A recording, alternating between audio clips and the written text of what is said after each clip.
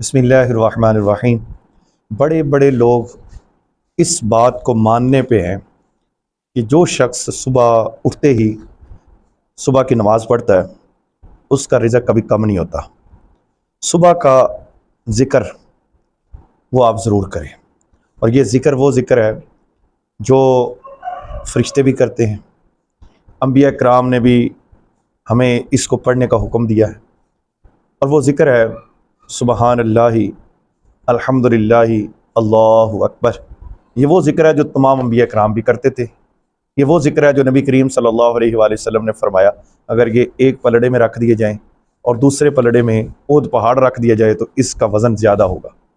बेहतरीन आपके लिए है कि आप सुबह उठें, फ़जर की नमाज़ पढ़ें, तस्बीह फ़ातिमा पढ़ें, सुबहान अल्लाह 33 मरतबा, अल्हम्दुलिल्लाह 33 मरतबा, अल्लाहु अकबर 34 मरतबा, इसको पढ़ें।